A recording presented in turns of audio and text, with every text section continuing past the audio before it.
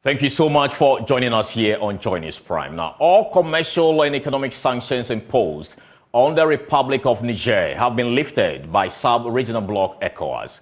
The country last year deposed its democratically elected leader, Mahamudu, prompting a drastic response from the ECOWAS, which had declared zero tolerance for unconstitutional changes in government. In the last few days, Niger, together with Mali and Burkina Faso, announced that they were exiting the regional bloc owing to inhumane sanctions. But an extraordinary summit today in Abuja, Nigeria, ECOWAS says it was lifting all sanctions off Niger while expecting that established protocols of free movement within the bloc will remain unchanged. President of the ECOWAS Commission, Omar Aliu, at a news conference today explained that the decision is aimed at addressing existential threats facing the region, as he called on the three junta-led nations that have quit the bloc to rescind their decision. With regard to the withdrawal of the three countries, the authority notes that the withdrawal will have political, socio-economic, financial, and institutional implications for the three countries as well as for ECOWAS as a region.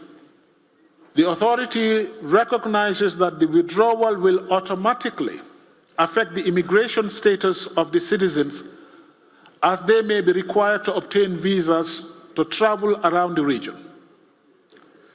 Citizens may no longer be able to reside or set up businesses under ECOWAS arrangements and may be subject to diverse national laws. The three countries will cease to use ECOWAS passports, ECOWAS biometric national identity cards, and the region-wide ECOWAS brown card vehicle insurance. Reviewing the implications at the institutional level, the authority has resolved to lift with immediate effect the following measures imposed on the Republic of Niger. A, closure of land and air borders between ECOWAS countries and Niger to be lifted. No-fly zone of all commercial flights to and from Niger is to be lifted. Suspension of all commercial and financial transactions between ECOWAS member states and Niger is to be lifted. Freezing of all service transactions, including utility services, is to be lifted. Freezing of assets of the Republic of Niger in ECOWAS central banks is to be lifted. Freezing of assets of Niger state and the state enterprises and parastatals in commercial banks is to be lifted. Suspension of Niger from all financial assistance and transactions with all financial institutions, particularly EBID and BOID, is to be lifted. Travel ban on the government officials and their family members is also to be lifted. This decision is based on humanitarian considerations, especially as we are in the month of Lent and as we prepare for the holy month of Ramadan. The authority has also resolved to lift the sanctions regarding the recruitment of Malian citizens in statutory and professional positions within ECOWAS. The authority has also resolved to lift financial and economic sanctions on the Republic of Guinea.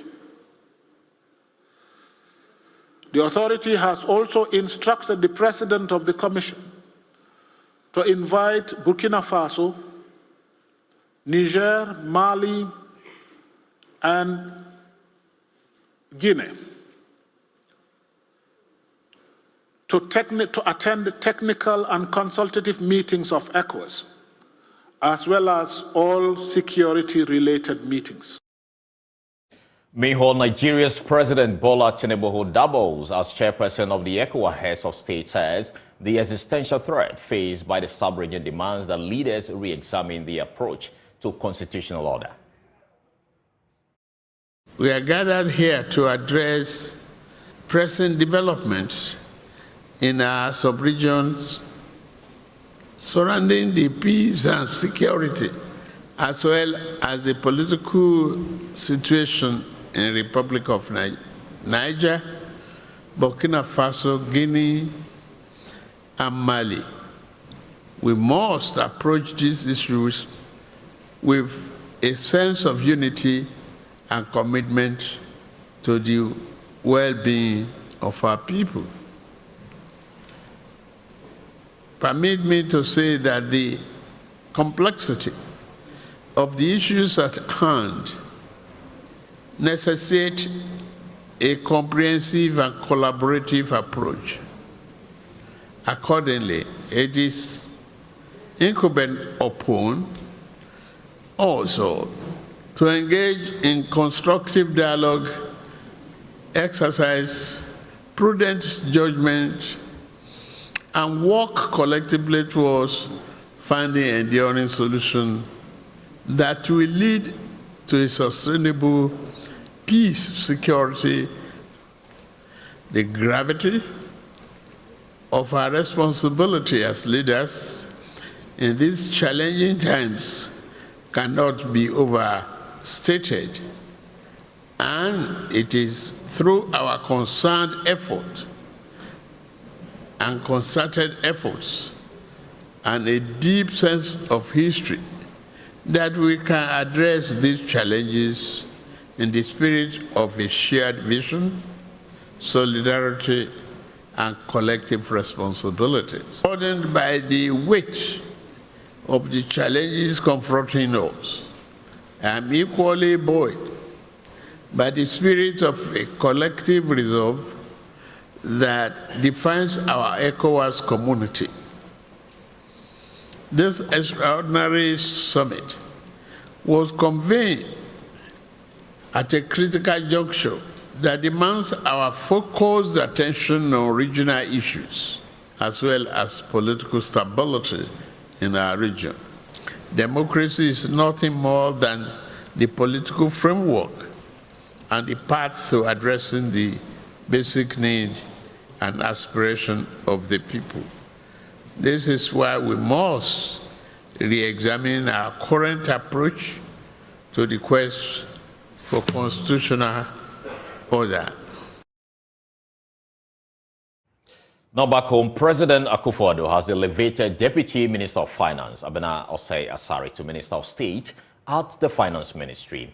The President has also nominated MPP parliamentary candidate for Jaboso, Dr. Alex Ampabing, as the Deputy Minister of Finance. George Uyafi has more on the profile of these personalities. Madame Abena Osei Asari, until her elevation, was the Deputy Minister of Finance in charge of budget. But following the President's nomination, she will now be the Minister of State at the Ministry of Finance. She will also be the minister in charge at the ministry when the Finance Minister, Dr. Mohamed Amin Adam, is not around. But who is Madame Abena Osei Asari? Madame Osei Asari is a banker and a chartered accountant. She has served as a Member of Parliament for the Itiwa East constituency in the Eastern region from January 7, 2013 to date. In Parliament, she currently serves as a board member of the Parliamentary Service Board and also on the Finance Committee since January 2017 and Employment, Social Welfare and State Enterprise in January 2013 to date. She also served on the Public Accounts Committee from January 2013 to January 2017. Before entering Parliament, Abena Osei Asari worked as the Assistant Director for the New York University in Ghana from 2004 to 2007 and also as a Customer Team Leader from 2007 to 2009 as a Sales Dealer in the Treasury Department of Barclays Bank Ghana, now ABSA. The President has also nominated the NPP 2024 parliamentary candidate for Jaboso constituency in the Western North region as the Deputy Minister of Finance. But who is Dr. Alexander Ampabing? Well, he's based in Accra and works with the legal and economic team to advance the Natural Resource Governance Institute Ghana program. Alex has 17 years of experience and knowledge in accounting, finance, fiscal policy, and economics. He worked as a finance officer at NHS England before teaching economics accounting, and finance models at universities in the UK, including Birmingham City University, the University of Coventry, the University of Warwick, and the University of Birmingham. Before joining the NRGI, Alex served as a fiscal policy specialist for Oxfam in Ghana, where he worked closely with Ghana's Ministry of Finance, providing tax and fiscal policy input to the country's annual national budget. Now, away from that story, the National Communication Authority, the NCA, has today shut down 4 radio stations in Boko in the Upper East region. In a statement released today, the NCA attributed the closure of the media house to what it called the, quote, incendiary utterances of panelists, presenters, which the NCA says are contributing to the escalation of the Boko conflict. Let's share the full statement with you there. You have it on your screen, and it says that NCA shut down 4 FM radio stations in Boko on grounds of national security. And it says that the National Communication Authority, NCA, wishes to inform the general public that 4 FM radio stations in Boko Upper East region have been shut down today. The stations are Boko FM, Source FM, Zara FM, and Guma FM. This follows the recommendations of the Upper East Regional Security Council and on the advice of the Ministry of National Security that the operations of the said FM stations and the incendiary utterances of their panelists and presenters have contributed to the escalation of the Boko conflict, leading to the loss of lives and property in Boko and its environs. It goes on to say that consequently, the NCA has evoked its powers to shut down the station in accordance with Section 13(1)(e) of the Electronic Communications Act 2008, Act 775, which provides that the, quote, the authority may suspend or revoke a license or frequency authorization where the suspension or revocation is necessary because of national security or is in the public interest, end of quote. Now, the NCA will continue to work with the relevant stakeholders to execute its mandate as is set out by law and calls on stakeholders to adhere to the tenets and regulations governing the communication industry. And this has been issued by the National Communications Authority. Now, away from that story, Vice President of Immani Africa, Bright Simons, has backed the National Democratic Congress to investigate the controversial Japan deal if they form the next government. Simons emphasized that the deal serves as a conduit for corruption, echoing the sentiment of many who have criticized the arrangement. Bright Simons' endorsement strengthens the NDC's resolve to delve deeper into the particulars of the Japan deal and uncover any wrongdoing.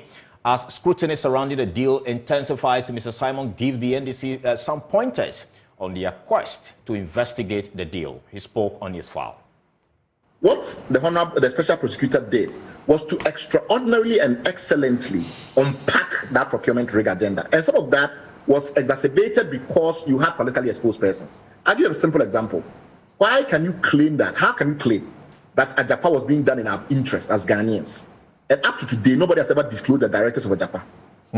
You, Samson, you were a very prominent journalist in Ghana. If I ask you who are the directors of Ajapa, do you know?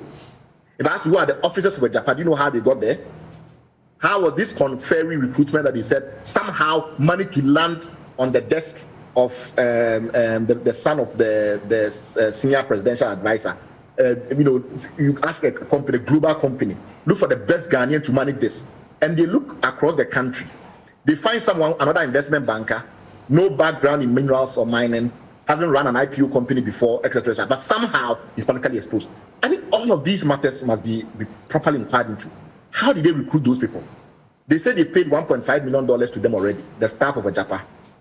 You don't take $1.5 million of a struggling country like this and distribute it among so-called directors and officers that the country don't know about, whose credentials have not been explained to us, and how they got the job not explained to us. So I think there's a basis for that assessment as well. It's just that we were focused on Ajapa in and of itself. In one, all Ghanaians have yet got into. In 1 minute, some of the viewers have sent messages, and they are making a comparison between this and SML. Is that a fair assessment to do?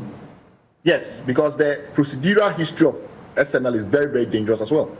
How do you come to a conclusion that 0.75% of all of Ghana's minerals and $0.75 every time we sell a barrel of oil should go to a company. When that particular company was a mushroom company, it was set up in 2017 by with no history at all in revenue assurance, in the line of work for which it's supposed to be doing. All the revenue assurance auditors in Ghana who have been doing revenue assurance work for telcos, for mines, etc., we didn't find any of them. Somehow we managed to source a big contract like this to a timber merchant and entitle that timber merchant to 0.75% of all our mineral revenues. How much does the government get in royalties? 5%. A company, just because it's going to help us do some auditing, gets 0.75%, and we don't know who these people are. Up to date, nobody has been able to show us who the founder of SML is in terms of or in relation to their capacity and competence for the assignment they've been given. Why do we do this to ourselves in this country?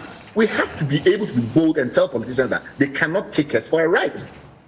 Explain things to us clearly, show accountability. Don't just do things and say because you have the power and the law is with you on your side, you can do whatever you want. I don't think that's how you build a functional, sophisticated society of any kind. Now, a leading member of the New Patriotic Party, Dr. Arthur Kennedy, has labeled the decision of the party to remove Osechi Mensah-Bonsu as the leader of its parliamentary caucus as disingenuous decision on the part of the party. He says it was a mistake for the party to have taken such a decision that can potentially weaken its front in the House. According to him, the loyalty he has shown to the party over the years should have caused the party to critically examine the decision before it was made, describing the decision as an ill-conceived one. The way we sack people in Ghana as a culture is not healthy. A lot of people will tell you that I have rarely agreed with Chairman Mensah-Bonsu. We disagree on a lot of things. But I believe that in terms of party loyalty, he's been a very loyal member of the party, loyal minority and majority leader. So even if there was a need to change him, the manner that it occurred was inappropriate. The second thing is that from the interest of the party, I think we shot ourselves in the foot. Now there are about 40 incumbent MPs who either chose not to run or were defeated in the primaries. These attempt to quote-unquote move them aside is really self-harming because they are still in a parliament that is almost evenly divided. So if you do these things and they do not have commitment to the government's agenda, the rest of the way will be very difficult because people can miss votes deliberately or otherwise. So I don't think this is a good idea. We have more stories after this break. Please stay with us.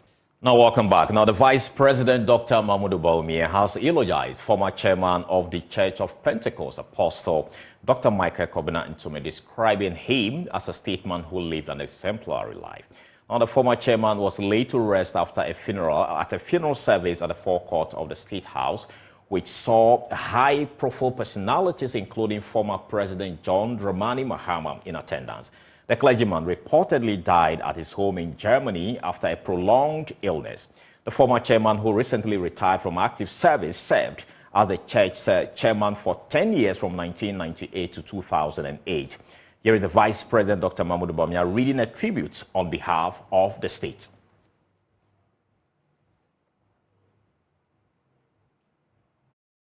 It is not often that it can be said of someone that he or she has finished his or her life's work and with distinction.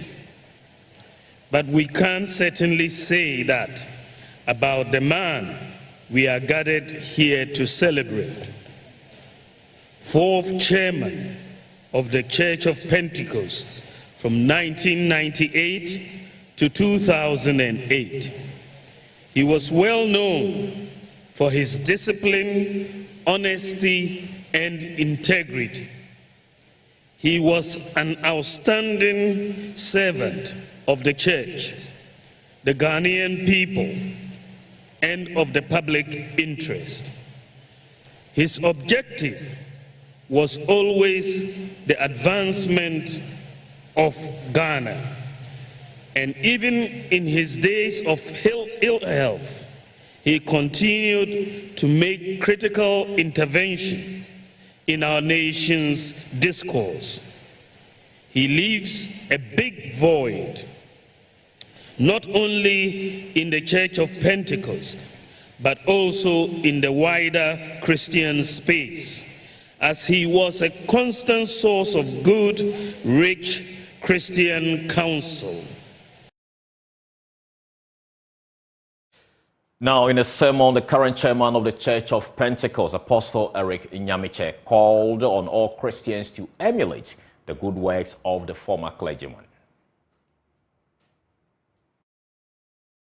Brothers, despite Daniel's numerous encounter with the supernatural, he fell sick. Bien-aimé, malgré toutes les rencontres surnaturelles de Daniel avec Dieu, il est tombé malade. When heaven sets its love upon you, nothing else matters. Bien-aimé, lorsque l'amour des cieux est sur vous, rien d'autre n'importe, rien d'autre. You could be paralyzed or running around. Vous serez paralysé ou bien vous serez We, the children of God, are for signs and for wonders. Nous, les enfants de Dieu, nous sommes pour des signes et des prodiges. When I was standing behind the motionless body of Apostle Dr. Ntimi, I always thank God that I have that privilege, Anna, of standing by the body of this great man. His body was lean and gaunt, but you couldn't wipe away the glory that was on his face.